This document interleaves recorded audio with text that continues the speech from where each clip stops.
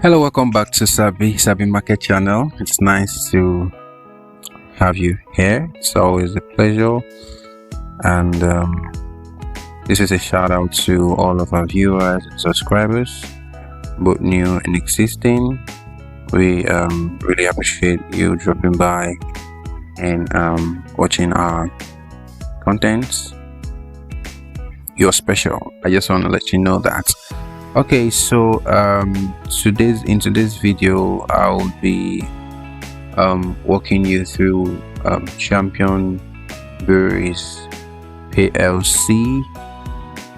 Okay, I think, and for this company we'll be looking at their earnings per share. So, and this analysis spans across just 5 years, as against my custom of just analyzing 10 years.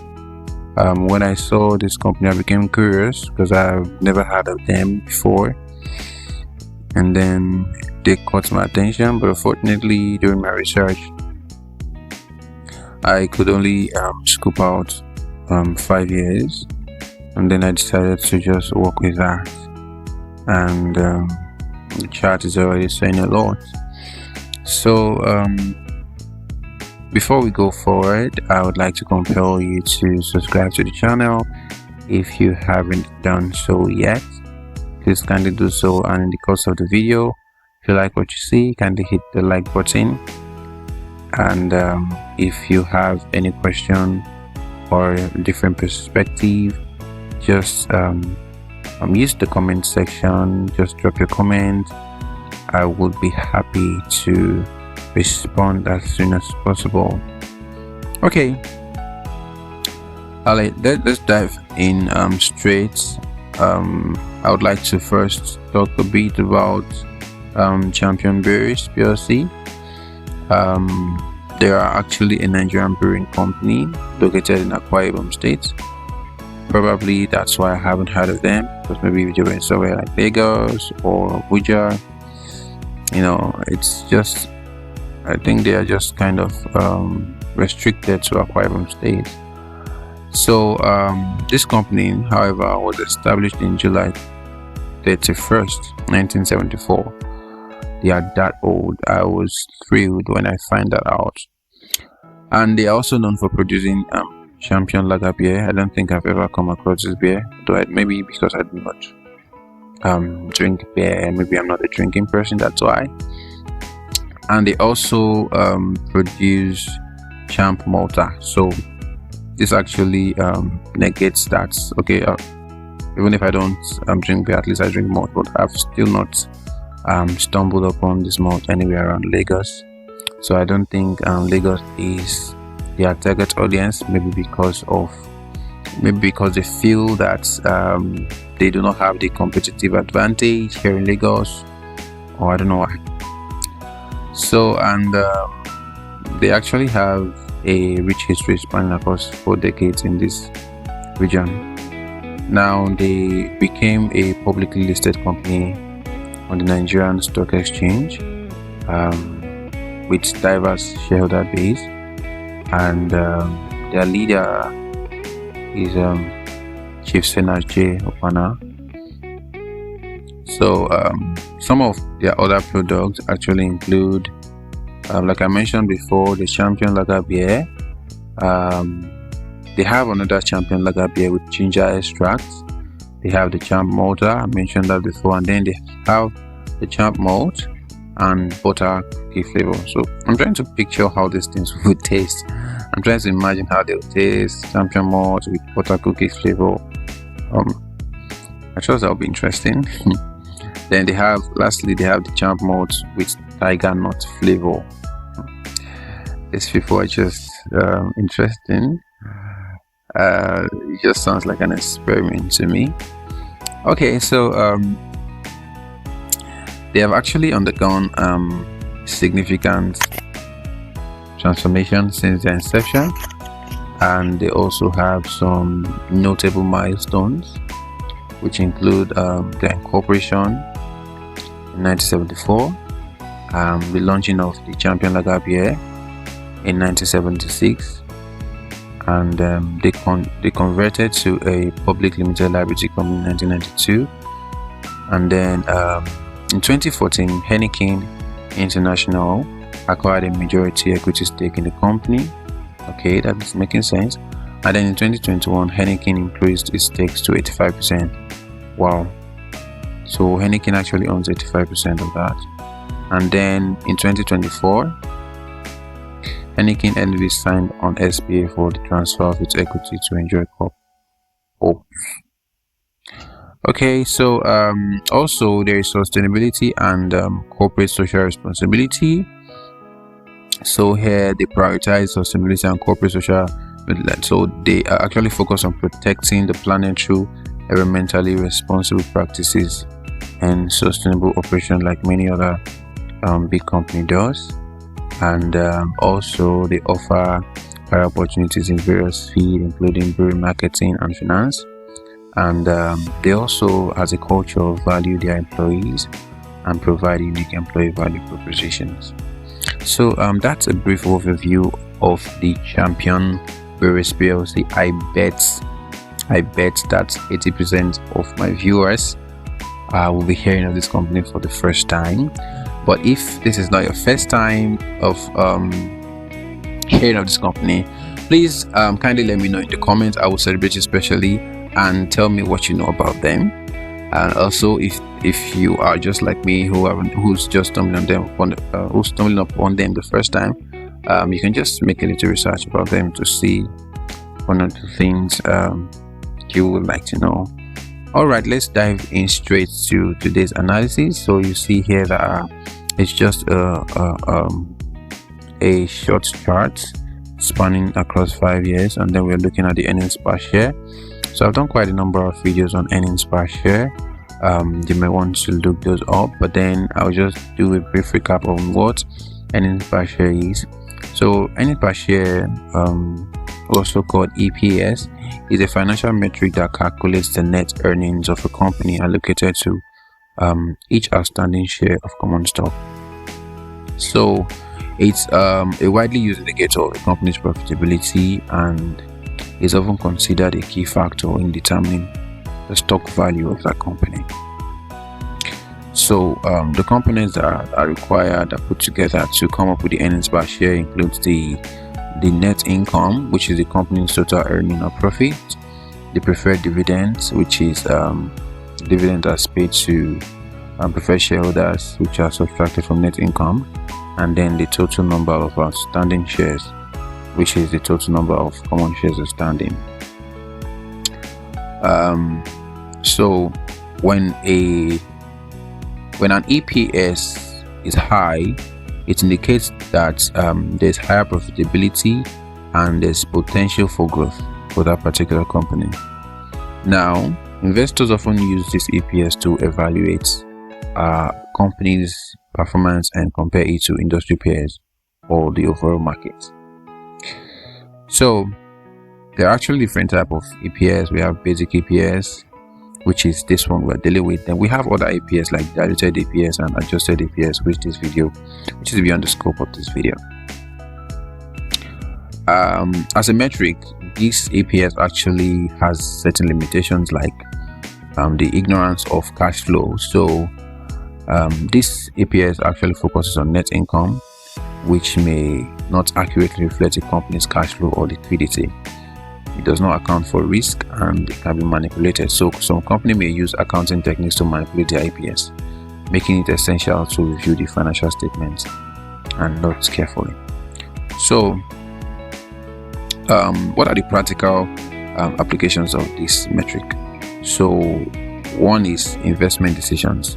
So this metric is a very key metric for investors to evaluate. So if you want to invest in any particular company, or if people want to invest in your company, one thing they would look at very well critically is your EPS, because it helps to evaluate the profitability and the potential for growth of the company of interest. Financial analysis. So The metric is also used in financial models to estimate a company's future earnings and cash flow. Then it's also used in valuation models such as price to earnings, and to estimate a company's stock price. So also there are several internal and external factors that can influence earnings per share, and here are some factors. So after these factors, we'll just do a brief walkthrough on the numbers you see on your screen, and then that will be all for this video, because it's going to be a short one. So the internal factors that could influence this metric includes revenue growth. So an increase in revenue growth can lead to higher EPS, and then a decrease, it's just the other way around. Cost control, effective management of costs such as operating expenses and interest expenses can improve EPS. Task efficiency could influence it. Share buybacks could also be an influence. Dividend payments could also influence it, because if you pay dividends, it would reduce retained earnings, and that can impact the EPS. So change in accounting policies too can affect this, such as depreciation of inventory valuation and all of that. Then management decisions also. So strategic decisions such as investment in new projects or acquisitions can also impact the earnings per share. Now that's all for the internal factors that could influence this metric. Therefore, the external factors, we have economic conditions. We all know this. So economic downturns or upswings can impact revenue, cost, and by implication, the EPS will be affected. So industry trend could also cause shifts in consumer demand and technological advancements, which can have influence on this metric. Then competition also, because when there's increased competition, it can lead to lower price, and then by implication affect revenue, and then the EPS is affected also. Regulatory change, so change in laws, regulations, tax policies, and all of that. And once all these things happen, it affects revenue, and by implication, impact is the EPS is affected. Market conditions, global events, pandemics, such as wars, and all of that. Then currency fluctuation is a very, very, very big contributor, big factor that can affect the EPS. So changes in currency exchange can affect EPS, as many companies in Nigeria are suffering right now, particularly for companies with international operations. So we know most of Nigerian companies are operating internationally. That can influence the EPS in a very staggering manner. So let's just walk through. So we see here in 2019 that Champion Breweries had their EPS to be 2.15, and then in 2020, the almighty year, there was almost an unnoticeable decline between these 2 years, but then it was still there, which was a 0.13, because here we have 2.15, just a slight decline, almost unnoticeable. But if we see that line, we see it still looks like a plateau, but if you take a closer look, see there was a little decline, and then it popped up in 2021 and that grew 13.37. That was very, very significant, and then the trend continued to go upward in 2022, which moved to 18, and that was also a remarkable one. They did a very great job there, but unfortunately there was a drastic decline of almost about 300% decline, and here in 2023 they are in 5 earnings, they have 5 as earnings per share. So this calls for a lot of stuff. I believe that I just analyzed factors that could influence this, and all of this, and at least like about 4 of the things I mentioned that could influence this metric, both external and internal and external factors are happening in Nigeria right now, and we see that reflecting in numbers here. So we hope that this company, Champion Breweries, are adopting measures to mitigate whatever challenges they are facing. And one of them is the fluctuation in currency, the changing tax policies, and economic downturn and all of that. I believe that this is taking a toll on this company, and they have to adopt some new strategies to bring this back up to attract investors, because this performance is obviously a turn off for investors. Having dropped with this amount of numbers, it's a staggering dip, and that's not attractive to any investor, and even existing ones would become skeptical about continuing investment with them and all that. We could see that Heineken has signed off their partnership or their stocks to another company right there. So that's all. So if you want to maybe make investment, or you have your own company, this is a very crucial metric to look out for to inform your investment decisions and all of that. And that will be all for this video. Thank you so much for watching to the end. If you're yet to subscribe, please kindly do so before the video finally comes to an end, and be on the lookout for my next video. And also you can look up many of my other videos that I've done before. I have a lot of them. Just check out for Service of the Market channel, and then you can just hop on and get some insight.